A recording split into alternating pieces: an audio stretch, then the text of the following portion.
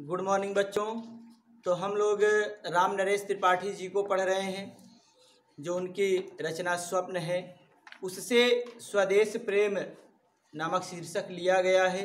इसका हमने 4 पद पढ़ लिया था, आज 5वां पद देखते हैं। तुम तो हे प्रिय बंधु स्वर्ग सी सुखद सकल विभवों की आकर, धरा शिरोमणि मातृभूमि में धन्य हुए हो जीवन पाकर।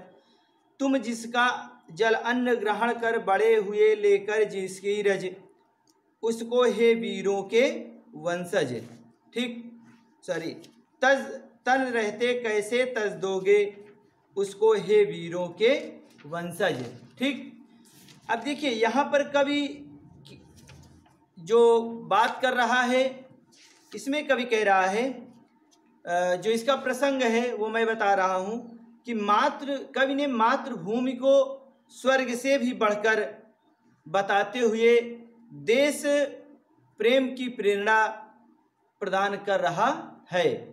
कहने का मतलब कि कवि देश के युवाओं को क्या कर रहा है, देश प्रेम की प्रेरणा से देश प्रेम की प्रेरणा प्रदान कर रहा है। कैसे? मातृभूमि को स्वर्ग से भी बढ़कर बताते हुए। ठीक, मतलब प्रस्तुत पंक्तियों में कवि मातृभूमि को स्वर्ग से भी बढ़कर बताते हुए देश प्रेम की प्रेरणा प्रदान कर रहा है। ठीक, देखिए, तुम तो हे प्रिय बंधु स्वर्ग सी सुखद सकल विभवों की आकर। यहाँ पर कवि कह रहा है कि हे प्रिय बंधु, कवि कह रहा है कि हे प्रिय भाइयों या युवाओं, तुम तो कह रहे हैं कि तुम भी क्या हो, स्वर्ग सी, मतलब ये जो स्वर्ग सी क्या है, मातृभूमि है, जो भारत देश है, इसका तुम्हें क्या होना चाहिए, इससे तुम्हें प्रेम होना चाहिए। कैसे? सुखद सकल विभवों की आकर। कवि कह रहा है क्योंकि जो यहाँ की धरती है वह सुख समृद्धि से पूर्ण है। ठीक, सकल विभव मतलब संपूर्ण सुख समृद्धि, और क्या है, सुखद मीन्स होता है सुख, मतलब संपूर्ण सुख समृद्धि से परिपूर्ण है। कहने का मतलब यहाँ पर यह है कि जो भारतवर्ष है, ये क्या है, भारतवर्ष की भूमि स्वर्ग से भी बढ़कर है। ठीक, कह रहे हैं कि तुम तो हे प्रिय बंधु स्वर्ग सी सुखद सकल विभवों की आकर। यहाँ पर कवि कह रहा है कि हे प्रिय बंधुओं या हे प्रिय भाइयों, तुम्हें अपनी मातृभूमि से या भारत भूमि से प्रेम होना चाहिए, क्योंकि ये क्या है, सुखद सकल विभवों की आकर। कह रहे क्योंकि वहाँ की धरती क्या है, सुख समृद्धि से परिपूर्ण है, और भारत की भूमि स्वर्ग से भी बढ़कर है। फिर आगे, धरा शिरोमणि मातृभूमि में धन्य हुए हो जीवन पाकर। धरा शिरोमणि, शिरोमणि मतलब होता है सबसे श्रेष्ठ। ठीक, तो मतलब कह रहे हैं कि सभी भूमियों में श्रेष्ठ, अर्थात भारत भूमि की बात यहाँ पर कवि कर रहा है। ठीक, कह रहे हैं कि मतलब इस भारत भूमि पर क्या हुआ है, धन्य हुए हो जीवन पाकर, मतलब जन्म पाकर तुम क्या हुए हो, बड़े हुए हो। कवि यहाँ कह रहा है कि इस धरती पर जन्म पाना क्या है, बहुत ही पुण्य की बात होती है, या इस धरती पर जन्म लेना क्या होता है, बहुत बड़े पुण्य कर्मों का फल होता है। ठीक, वही कह रहा है कि धरा शिरोमणि मातृभूमि में धन्य हुए हो जीवन पाकर। कवि कह रहा है कि इस महान भारत भूमि की धरती पर जन्म पाना क्या है, बहुत बड़े पुण्य की बात होती है। तुम जिसका जल अन्न ग्रहण कर बड़े हुए हो लेकर जिसकी रज। ठीक, अब कवि कह रहा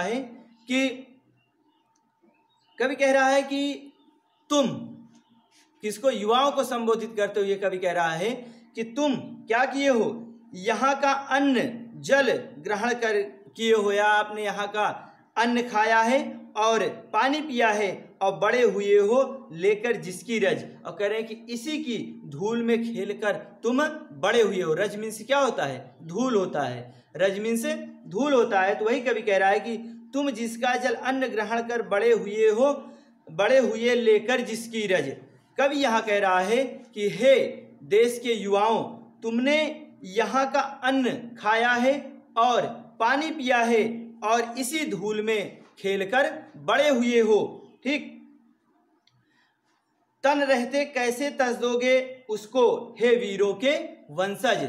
कवि कह रहा है यहाँ पर कि हे वीरों के वंशज, अर्थात हमारे देश में क्या थे, बहुत ही वीर पुरुष हुए थे। तो कवि युवाओं को, आज के युवाओं को, हम युवाओं को क्या कर रहा है, उसकी वंशज बताते हुए वर्णन कर रहा है कवि कि हे भारत भूमि के वीर युवाओं के वंशज, वीर पुरुषों के वंशज, ठीक, उनकी पीढ़ियां जो चल रही हैं। तो कहने का एक ही भाव यहाँ पर हम लिख सकते हैं कि हे भारत भूमि के युवाओं, ठीक, युवाओं क्या है, तन रहते कैसे तज दोगे, कह रहे कि जब तक तुम्हारा ये शरीर है, तब कह रहे हैं कि जब तक ये तुम्हारा शरीर है, तुम अपने शरीर के रहते हुए या अपने रहते हुए इस भारत भूमि को कैसे छोड़ सकते हो, अर्थात इसकी रक्षा करने का कर्तव्य भी तुम्हारा होना चाहिए। ठीक, तन रहते कैसे तज दोगे उसको, हे वीरों के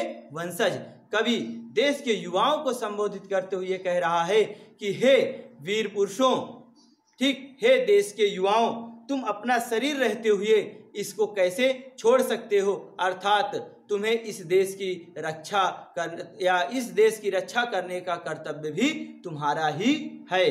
ठीक, फिर आगे, जब तक एक साथ भी दम हो, जब तक साथ एक भी दम हो अवशिष्ट एक भी धड़कन, रखो आत्म गौरव से ऊंची, पलके ऊंचा सिर ऊंचा, पलके ऊंचा सिर ऊंचा मन, एक बूंद भी रक्त शेष हो जब तक मन में है सत्युंजय, दीन वचन मुख से न उचारो, मानो नहीं मृत्यु का भी भय।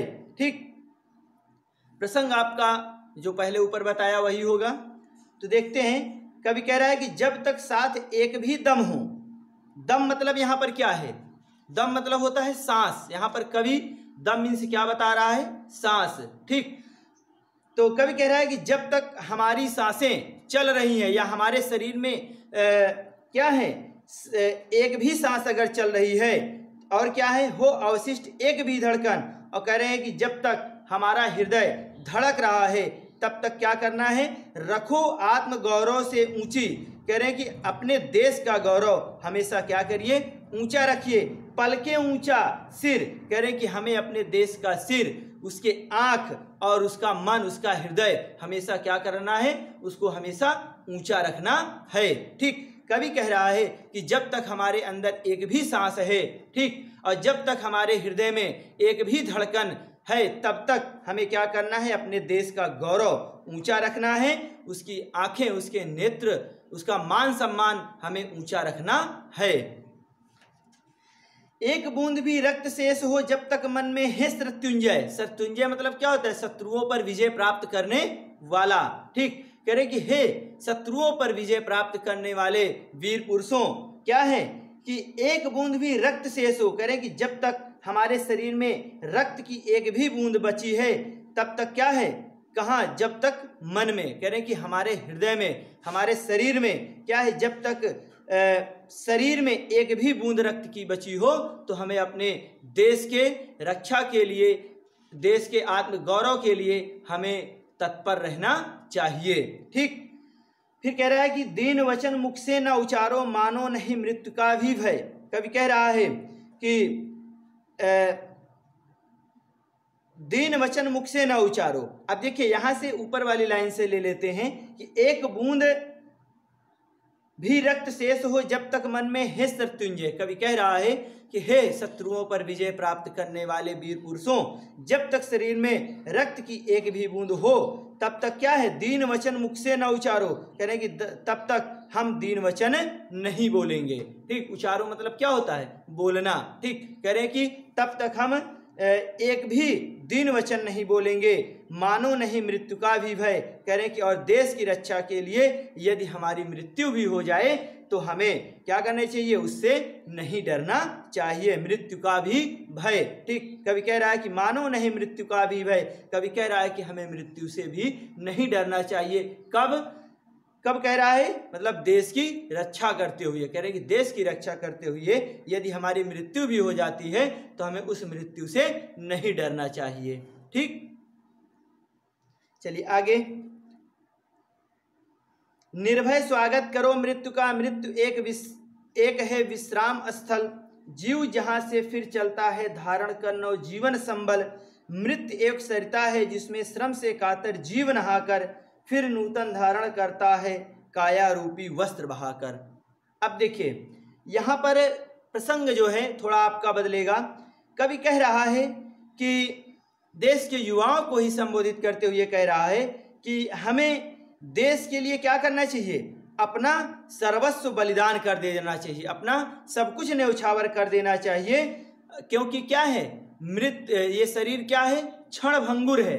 शरीर क्या है हमारा, क्षण भंगुर है, मतलब किस क्षण ये नष्ट हो जाए इसका कोई पता नहीं है। तो इसलिए कवि कह रहा है कि हमें किसी भी चीज से मोह नहीं रखना चाहिए, मतलब शरीर से मोह रखना ही क्या है, व्यर्थ है। मतलब शरीर क्या है, क्षण भंगुर है, इससे मोह रखना व्यर्थ है। ठीक, तो यहाँ पर प्रसंग क्या होगा, प्रसंग यहाँ पर ये होगा कि कवि कह रहा है कि हमें अपने देश के लिए अपना सर्वस्व न्यौछावर कर देना चाहिए, क्योंकि यह शरीर क्षणभंगुर है और हमें किसी प्रकार हमें अपने शरीर से मोह नहीं रखना चाहिए। ठीक, कुल मिलाकर भाव ये है कि हमें अपने देश के लिए, अपने देश की आत्मरक्षा के लिए, अपने देश के गौरव के लिए हमें अपने शरीर तक को, अपने आप को भी न्यौछावर कर देना चाहिए। ठीक, देखिए निर्भय स्वागत करो मृत्यु का, कवि कह रहा है कि तुम निडर होकर मृत्यु का स्वागत करो। किस लिए कह रहे हैं कि देश की रक्षा करते हुए,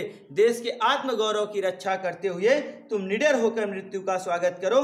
मृत्यु एक है विश्राम स्थल, कवि कह रहा है कि मृत्यु तो क्या है, एक ऐसा स्थान है जहाँ पर मनुष्य क्या करता है, विश्राम स्थल, जहाँ पर मनुष्य अपने जीवन भर की सारी थकान दूर करके क्या करता है, आराम करता है, विश्राम करता है। कवि कह रहा है कि मृत्यु तो एक ऐसा स्थान है कि जहाँ पर मनुष्य अपने जीवन भर की थकान को वहाँ पर दूर करता है, वहीं पर आराम करता है। ठीक, तो मृत्यु तो एक ऐसा स्थान है, तो इसलिए देश की रक्षा करते हुए क्या करना है कि निडर होकर मृत्यु का स्वागत करो। जीव जहाँ से फिर चलता है धारण कर नव जीवन संबल, कवि कह रहा है कि जहाँ से मानव, ठीक, कवि कह रहा है कि जहाँ से मानव क्या करता है, जीव जहाँ से फिर चलता है, कह रहे जहाँ से मानव फिर क्या करता है, नव जीवन प्राप्त करता है। मतलब मृत्यु को प्राप्त करने के बाद मनुष्य नव जीवन, मतलब फिर से नया जीवन प्राप्त करता है और धारण कर नव जीवन संबल, और क्या करता है, पुराने शरीर को त्याग कर वह नया जीवन ग्रहण कर लेता है, वह नया जीवन ग्रहण कर लेता है। इसलिए हमें मृत्यु से नहीं डरना चाहिए। फिर मृत्यु एक सरिता है जिसमें श्रम से कातर जीव नहाकर, कवि कह रहा है मृत्यु तो एक ऐसी नदी है। क्या है, मृत्यु एक सरिता, सरिता मीन्स क्या होता है, नदी होता है। तो कवि कह रहा है मृत्यु तो एक ऐसी नदी है जिसमें श्रम से कातर जीव नहाकर, कह रहे हैं कि जिसमें स्नान करके, नहाकर स्नान करके मानव क्या करता है, अपने पूरे जीवन भर के परिश्रम और थकान को क्या कर देता है, दूर कर देता है। श्रम से कातर मतलब परिश्रम से थक जाना। ठीक, तो वही कवि कह रहा है कि मृत्यु एक ऐसी नदी है कि जिसमें स्नान करके मानव अपने जीवन भर के परिश्रम और थकान को त्याग देता है, फिर नूतन धारण करता है काया रूपी वस्त्र बहाकर। ठीक, और कवि कह रहा है कि वह मनुष्य अपने पुराने वस्त्र रूपी शरीर को त्याग कर, काया रूपी मतलब वस्त्र रूपी क्या करता है, शरीर को त्याग कर वस्त्र बहाकर, मतलब शरीर रूपी वस्त्र को, काया रूपी वस्त्र को त्याग कर क्या करता है, फिर नूतन धारण करता है। फिर उसके बाद क्या करता है, नवीन वस्त्र को धारण कर लेता है। ठीक, नवीन वस्त्र को धारण कर लेता है अर्थात नवीन शरीर को, नए शरीर को फिर से धारण कर लेता है। ठीक, चलिए आगे। सच्चा प्रेम वही है जिसकी तृप्ति आत्मबल पर हो निर्भर, त्याग बिना निष्प्राण प्रेम है, करो प्रेम पर प्राण निछावर। देश प्रेम वह पुण्य क्षेत्र है अमल असीम त्याग से विलसित, आत्मा के विकास से जिसमें मनुष्यता होती है विकसित। ठीक, अब यहाँ पर कवि कह रहा है कि हमें देश के लिए मतलब देश प्रेम के लिए त्याग और बलिदान, क्या करना चाहिए, त्याग और बलिदान की भावना आवश्यक है। ठीक, युवाओं के मन में देश की रक्षा के लिए त्याग और बलिदान की भावना आवश्यक है। कवि इस पर बात कर रहा है, इसका वर्णन कर रहा है और ये इम्पोर्टेंट भी है आपके लिए। ठीक, अगर मैं इसका सन बताऊं कि किस किस एग्जाम में पूछा गया है तो आपको अचंभा लगेगा। ठीक, कहने का मतलब जो 8-9 सेट बनते हैं आपके एग्जाम के, उसमें किसी न किसी सेट में ये जरूर आया है। सोचिए, ये आपके 2007 के पेपर में आया है, 2009 में आया है, 2012 में आया है, 2014 में आया है, 2016 में आया है और 2018 में भी आया है। समझ रहे हैं, मतलब एक एक साल का गैप करके, एक एक 2-2 साल का गैप करके ये वाला पद जरूर आया है। तो वो किसी भी सेट में आपको मिल सकता है। तो इस दृष्टि से भी इसको आप क्या करेंगे, तैयार रखेंगे। मैं जिसको जिसको इम्पोर्टेंट बता रहा हूँ उसको भी आप क्या करेंगे, उसको भी आप इम्पोर्टेंट में रखते हुए चलेंगे। ठीक, बाद में बच्चे पूछते हैं सर कहाँ से आएगा, तो मैं पढ़ाते हुए ये बता रहा हूँ कि कहाँ से इम्पोर्टेंट में है।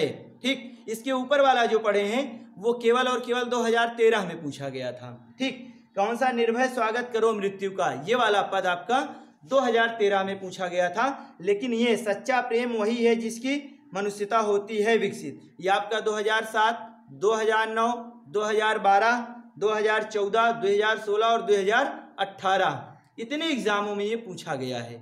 अब समझ सकते हैं कि आपके एग्जाम की दृष्टि से कितना महत्वपूर्ण हो सकता है। ठीक, मतलब 1-2 साल का अंतर करके यहाँ से पूछा गया है। तो इसका मतलब 18 में आया है तो 19 और 20 में नहीं आया, 19 और 20 में नहीं आया तो 21 में उम्मीद कर सकते हैं, है ना। तो तैयार तो हमें करना ही करना है इसको। तो देख लेते हैं, कुछ ज़्यादा कठिन भी नहीं है। अगर आप एक बार पढ़े हैं मन लगा के तो यहाँ पर कोई दिक्कत होने वाली नहीं है। देखते हैं, सच्चा प्रेम वही है जिसकी तृप्ति आत्मबल पर हो निर्भर। अब देखिए, यहाँ का मैंने प्रसंग बताया, प्रसंग भी बिल्कुल आसान है, आप थोड़ा सा पंक्तियाँ पढ़ के दिमाग लगा लीजिए। ठीक, वहाँ पर ये ना सोचा करिए कि सर जैसा बताए हैं वैसा ही लिखना है। आप उस पूरे पंक्ति का क्या भाव आप निकाल रहे हैं उसको वहाँ पर लिखना है आपको। ठीक है ना, पता लगा प्रसंग में आपने कुछ लिख दिया और व्याख्या करते समय आपने भाव कुछ निकाल दिया, तो आपके प्रसंग से ही वहाँ पर व्याख्या निर्धारित हो जाती है कि आप पंक्तियों का भाव किस दिशा में ले जा रहे हैं। ठीक, वो केवल आपके प्रसंग से 1-2 ही लाइन से वहाँ पर पता चल जाता है। तो देखते हैं, तो इसका प्रसंग मैंने बताया क्या कि कवि कह रहा है कि देश प्रेम के लिए त्याग और बलिदान की भावना आवश्यक है। ठीक, तो कवि बता रहा है कि देश प्रेम के लिए त्याग और बलिदान की भावना आवश्यक है। ये आपका क्या है, प्रसंग है, यही मूल भाव है यहाँ का। देखते हैं, सच्चा प्रेम वही है जिसकी तृप्ति आत्म बलि पर हो निर्भर। कवि कह रहा है सच्चा प्रेम वही है, कह रहे हैं कि वास्तविक प्रेम तो वही कहलाता है, वास्तविक प्रेम तो वही है, क्या है, जिसकी तृप्ति आत्मबल पर हो निर्भर। कह रहे हैं कि जिसकी परिणत तृप्ति मतलब जिसकी परिणत क्या हो, आत्म त्याग में होती है। ठीक, क्या होती है, आत्म त्याग में होती है। कहने का मतलब यह है कि जो सच्चा प्रेम होता है वो आत्म त्याग पर ही निर्भर होता है। ठीक, यहाँ पर देखिए, सच्चा प्रेम वही है जिसकी तृप्ति आत्मबल पर हो निर्भर। कवि कह रहा है कि वास्तविक प्रेम वही कहलाता है जिसकी परिणत क्या हो, आत्मत्याग में हो, जिसकी परिणत आत्मत्याग में हो, अर्थात सच्चा प्रेम वही होता है, सच्चा प्रेम वही कहलाता है जो क्या होता है, आत्मत्याग पर निर्भर होता है। ठीक, फिर आगे, त्याग बिना निष्प्राण प्रेम है, करो प्रेम पर प्राण निछावर। कवि कह रहा है कि इसी सच्चे प्रेम के लिए क्या होता है, निष्प्राण प्रेम, मतलब इसी सच्चे प्रेम के लिए यदि क्या हो जाए, प्राण निछावर, कह रहे हैं कि हमें प्राणों का बलिदान भी करना पड़े। ठीक, हमें प्राणों का बलिदान भी करना पड़े तो हमें क्या करना चाहिए, हमें प्रसन्नता पूर्वक उसको अर्पित कर देना चाहिए, मतलब अपने प्राणों को त्याग देना चाहिए। ठीक, किस लिए, सच्चे प्रेम के लिए। कवि कह रहा है कि इसी सच्चे प्रेम के लिए यदि हमें अपने प्राणों का भी बलिदान करना पड़े तो प्रसन्नता पूर्वक हमें अपने प्राणों को अर्पित कर देना चाहिए। ठीक, फिर आगे, देश प्रेम वह पुण्य क्षेत्र है अमल असीम त्याग से विलसित। कवि कह रहा है कि देश प्रेम ऐसा पवित्र प्रेम है, देश प्रेम वह पुण्य क्षेत्र है। कवि कह रहा है कि देश प्रेम ऐसा पवित्र क्षेत्र है कि अमल असीम, कह रहे हैं कि जो, अमल मतलब निर्मल, स्वच्छ, असीम मतलब असीम, ठीक, और त्याग से विलसित, जो क्या है, त्याग के बल पर ही सुशोभित है। कवि कह रहा है कि देश प्रेम क्या है, ऐसा पवित्र क्षेत्र है जो निर्मल असीम, निर्मल और असीम त्याग के बल पर ही सुशोभित है। कहने का मतलब यहाँ पर भी अर्थात आपको लिखना है कि देश प्रेम की शोभा निर्मल त्याग पर ही निर्भर होती है। ठीक, कहने का भाव यहाँ पर यह है कि जो देश प्रेम की भावना है, जो देश प्रेम है, वह निर्मल या स्वच्छ भावना पर ही निर्भर होती है। ठीक, फिर आगे, आत्मा के विकास से जिसमें मनुष्यता होती है विकसित। अब कवि कह रहा है यहाँ पर कि देश की जो देश प्रेम की भावना है, ठीक, देश प्रेम की भावना से ही क्या होती है, आत्मा के विकास से, जिसमें कह रहे हैं कि जो आत्मा मतलब मृत्यु के बाद आत्मा का जो क्या होता है, विकास होता है। कवि कह रहा है कि देश प्रेम की भावना से ही मृत्यु की आत्मा का विकास होता है और मनुष्यता होती है विकसित, और मनुष्यता या मानवता का विकास होता है, और मानवता का विकास होता है। ये सीधे सीधे भाव ये है, कवि ये कहना चाह रहा है कि जो मानवता के विकास के लिए ही हमें देश प्रेम करना चाहिए, मतलब मानवता के प्रेम के लिए देश प्रेम आवश्यक है। यदि हम निर्मल और असीम भावना से, त्याग की भावना से यदि हम देश प्रेम करते हैं, तब मानवता भी विकसित होती है। ठीक, ये यहाँ पर कवि कह रहा है। अब बात समझ में आई? जिसको नहीं समझ में आएगा वीडियो एक दो बार और रिपीट कर लेगा, समझ में आ जाएगा। ठीक, तो यहाँ पर जो काव्य सौंदर्य होगा आपका, शांत रस है, खड़ी बोली है, ठीक, और प्रसाद गुण है, अनुप्रास अलंकार होगा, अनुप्रास अलंकार होगा। ये आपका 8वें नंबर का क्या था, काव्य सौंदर्य था। और जो 6ठा और 7वां और 5वां है, ठीक, इसका जो काव्य सौंदर्य होगा वहाँ पर खड़ी बोली, रूपक अलंकार और शांत रस, ठीक, ये यहाँ पर आपका काव्य सौंदर्य हो जाएगा। ठीक, तो ये आपका 7वां चैप्टर भी कंप्लीट हुआ। अब आप इसको अच्छे से कंप्लीट करेंगे। इसके बाद हम माखनलाल चतुर्वेदी जी को पढ़ेंगे, पुष्प की अभिलाषा, अगले वीडियो में। ठीक, तब तक आप लोग 7 चैप्टर तक कंप्लीट रखें।